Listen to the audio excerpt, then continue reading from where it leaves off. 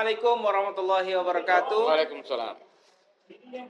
Teman-teman semua dari berbagai channel pada sore hari ini, dari Dinasti Politik, Mimbartub, Info Politik, Popole TV, Bu Esi Channel, Hani, TikToker, dan teman-teman yang menyaksikan video ini. Seperti yang kita tahu bahwa kemarin Pak Jokowi sudah mulai berkantor di IKN dengan PD-nya. Konon katanya dia sudah mulai berkantor di sana, entah itu gimmick, nanti balik lagi nanti malam atau beneran. Tapi berita yang beredar bahwa semalam konon Pak Jokowi tidurnya tidak nyenyak. Nah ini yang menarik. Karena apa tidak nyenyak? Ya diantaranya sampai dengan hari ini persiapan untuk 17 Agustusan ini belum 100% sesuai dengan targetnya. Nah ini dimungkinkan juga 17 Agustusan ini termasuk 17 Agustusan yang digadang-gadang Jokowi, karena ini adalah terakhir masa jabatan Presiden Joko Widodo. Kalau ternyata dia lengser, kalau enggak belum tentu, tahu juga.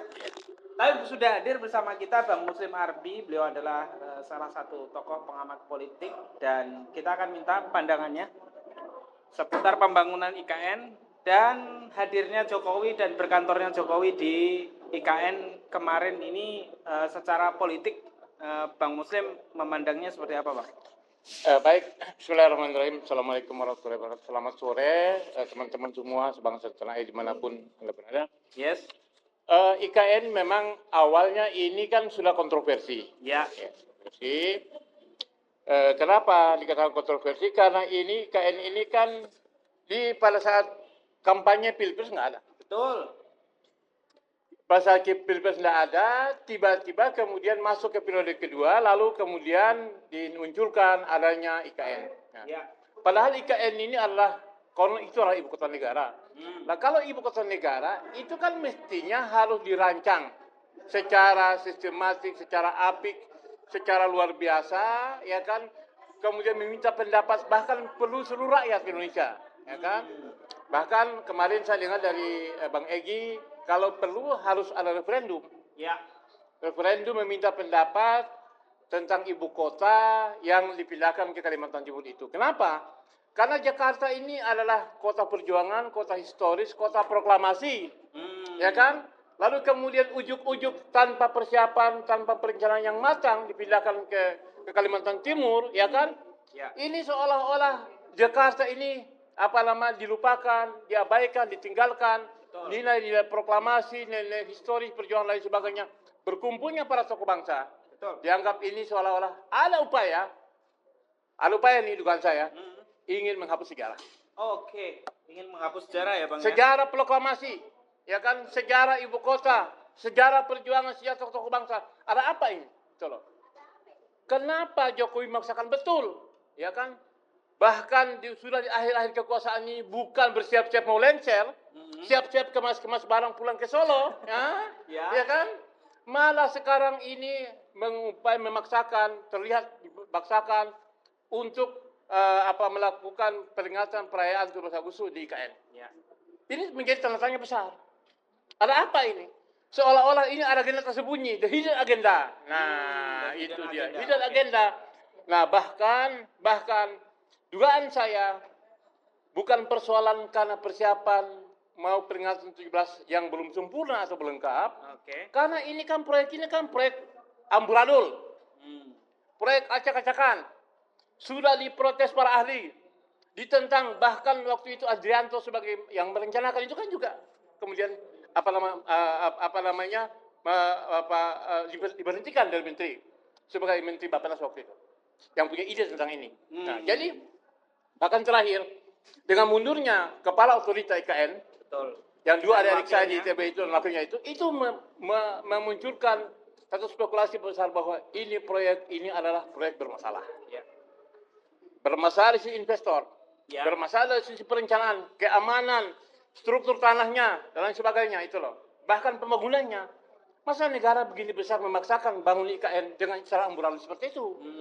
Ini menjadi persoalan. Nah, jadi keresahan itu terkait itu, dan juga bisa jadi keresahan ini terkait bahwa di akhir kekuasaan ini bukan husnul khotimah, Oh. Bukan happy ending, tapi bisa suul khotimah. Nah ini. Iya, iya, iya, iya. Suul khotimah ini barang ini gitu loh. Apalagi jasa palsu. Oh. Yang tadi itu. Yang menurut Prof. Egi, ini berpotensi besar Jokowi di penjara. Oke. Oke, sebelum ke jasa palsu, Bang. Ya. Saya ingin coba mereview 3 hari ini Pak Ya. Jokowi di sana ya. Kita lihat kemarin Pak Jokowi memboyong influencer-influencer, artis-artis datang ke sana. Ya. Nah, ini kan tentu pasti ada anggaran dong ya. Pasti, ya. Kan? Ya. Dan kemudian nampak sekali sepertinya Pak Jokowi ini ingin mengendorse IKN ini seolah-olah sukses besar di mata kamera di mata kamera dan di mata berita karena memang 3 hari ini nampaknya berita-berita nasional menyoroti IKN termasuk hari ini Pak Jokowi menunjukkan kamar tidurnya, menunjukkan hotel Hotel Nusantara. Kemudian kantornya kan diberi nama itu namanya kantor kantor Garuda Nusantara atau apalah. Nah, melihat Pak Jokowi yang selama 3 hari ini di sana, ini menurut pengamatan Bank Muslim, ini Pak Jokowi ini sedang melakukan apa sebenarnya? Apakah ini memang benar-benar optimisme Jokowi karena ada investor yang akan masuk dan ini benar-benar menjanjikan IKN ini atau hanya sekedar seperti sandiwara dalam tanda kutip sebelumnya, Bang Muslim? Ya, jadi dugaan saya gimmick itu. Oke. Gimmick, kenapa? Ketika SoftBank dari Jepang mundur, itu menurut saya bilang SoftBank itu bukan perusahaan abal-abal. Ya. Bukan perusahaan investor yang kacangan lah. Dia sudah bersiap dengan konsepnya, dengan anggarannya 464 triliun waktu itu, mundur dia. Dia melihat bahwa ini memang proyek ini amburadul barang ini. Kalau dipaksakan uang yang diceplungkan ke sana akan hancur. Makanya lari. Begitu SoftBank lari, kemudian Jokowi roadshow ke Timur Tengah, ke Eropa, ke Jepang, ke Qatar, kemana-mana menawarkan, nggak ada yang mau. Sehingga akhirnya memaksakan pakai APBN. Lalu, jadi ini menurut saya mencoba kemarin dengan yang kemarin di Dubai itu, ya kan, ingin meyakinkan makanya dia pakai influencer. Sedangkan influencer dibayar, siapa yang bayar influencer ini? Kan itu masalahnya kan itu loh, ya kan? Dana dari mana itu? Dari mana? Apakah Jokowi keluarkan kocek sendiri? 11.000 triliun. Nah itu dia. Nah jadi menurut saya upaya apapun pencitraan seperti itu, kan Prabowo sudah mengatakan, ya kan, tidak akan melanjutkan ini, ibarat sebagaimana saran dari kakak iparnya, ya sudah Dono, yang 2 bulan yang lalu, 3 bulan yang lalu sudah mengatakan itu tidak. Tentang proyek IKN ini sendiri. Nah, jadi dengan adanya influencer, ya kan, itu bukan kerja seorang presiden, tetapi kerja seorang entertain bukan presiden. Entertainment ya. Entertain. Kalau dia memang presiden kan dia mesti bawa kabinetnya. Betul. Sidang kabinet. Persiapan ini bagaimana nih? Kan gitu dia. Ini kan sini menjual, ini kan gitu ya itu loh. Makanya digotong itu para influencer ke sana. Itu jadi, dan saya yakin investor pun akan tahu ini kerjaan apa. Semakin, bahkan dugaan saya semakin meyakinkan investor tidak akan.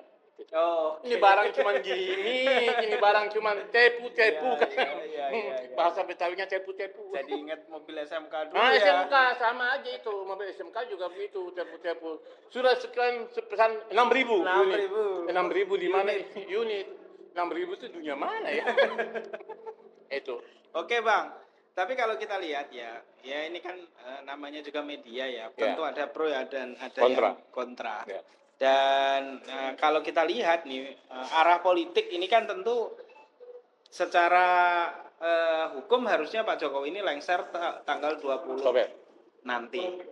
Namun bukan seperti yang dilakukan Gibran di Solo kemarin mengemasi Tamiya mainannya untuk mempersiapkan jadi wakil presiden, tapi Jokowi justru malah semakin kencang bahkan membuat kantor. Nah jadi begini. Gimana tuh? Saya melihat ke belakang ya, mereview ketika dia masuk ke DKI dibawa oleh Prabowo untuk menjadi gubernur, ya kan? Jalan 2 tahun kemudian didukung Megawati dengan PDIP-nya sehingga jadi presiden sampai 2 periode. Tapi kemudian publik tahu Prabowo akhirnya kemudian dikalahkan dalam 2 kali pilpres. Yes. Ya kan? Nah, kemudian setelah itu Megawati pun disakiti. Ya kan sekarang ini kan kemudian terjadi hubungan yang bukan tidak harmonis, sudah perang terbuka. Ya kan? Nah, artinya dua tokoh besar Indonesia sebesar Megawati dan Prabowo sangat digitukan. Oke. Nah, saya dengan demikian apa? Kenapa Megawati dilakukan seperti itu? Karena ketika yang saya tahu ketika dia minta 3 periode dan tunda pemilu kan tentang. Iya. Nah, artinya apa? Ambisi kekuasaan Jokowi itu luar biasa. Dia ingin berkuasa bila perlu selama-lamanya. Nah, dengan apa? Anaknya mantunya jadi gubernur, pejabat. Wali kota menjadi gubernur. Kemudian anaknya menjadikan presiden, wapres. Kemudian anaknya lagi menjadikan gubernur. Dia sedang membangun dinasti untuk apa? Untuk mempertahankan kekuasaan. Itulah masalahnya. Jadi dengan demikian, kita bisa mengatakan bahwa kalau memang betul tanggal 20 itu adalah akan terjadi secara resmi penyerahan kekuasaan. Loh dulu ketika SBY ke Jokowi kan sudah transisi itu. Iya. Mereka bikin rumah transisi, ya kan kemudian kementerian ini, kementerian itu dan lain sebagainya. Ini belum ada. Nah, jadi menurut saya dengan semakin ngototnya IKN ini supaya dengan influencer itu, ini dugaan kuat saya dia ingin memperpanjang. Oke. Ini bukan saya memprovok, tapi ini adalah fakta-fakta bahwa Jokowi sebetulnya kenapa dia ingin berpanjang? Karena ini sudah takut ijazah palsu tadi salah satu yang telah pintu masuk. Kemudian berbagai macam pelanggaran-pelanggaran bansos, ya kan? Kemudian ada korupsi ekspor timah, ya kan? Yang 5 juta, masa iya sih? 5 juta, 5,3 juta ton timah yang secara ilegal keluar negeri, masa iya gitu loh. Ditambah lagi ditambah lagi dengan timah, ya kan? Kalau itu nikel, kalau yang tadi nikel, nikel. Ini timah.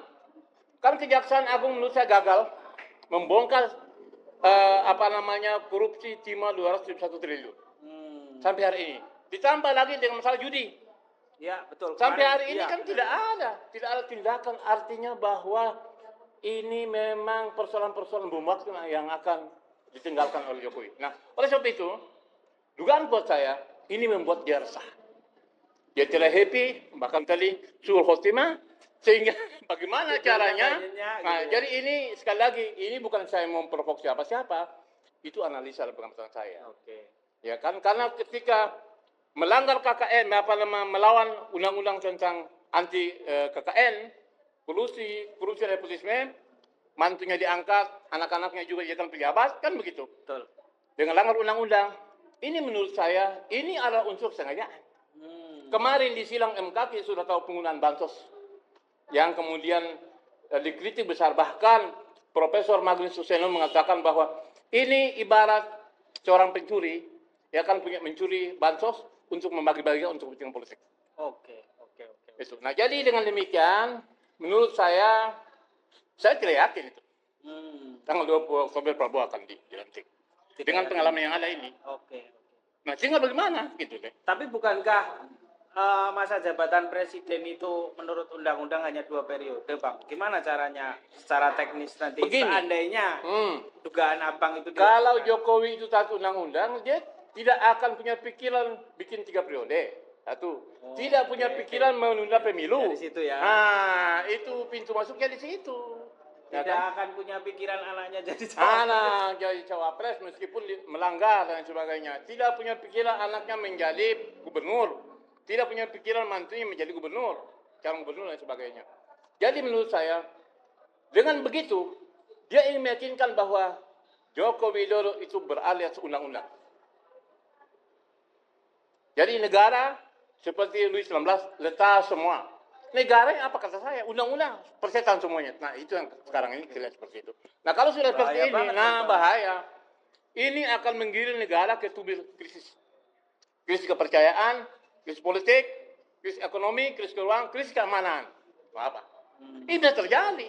Jadi kalau misalnya dengan gilanya, Jokowi memaksakan tidak melantik Prabowo, saya kira ini akan terjadi tsunami, bukan turbulensi, tsunami besar.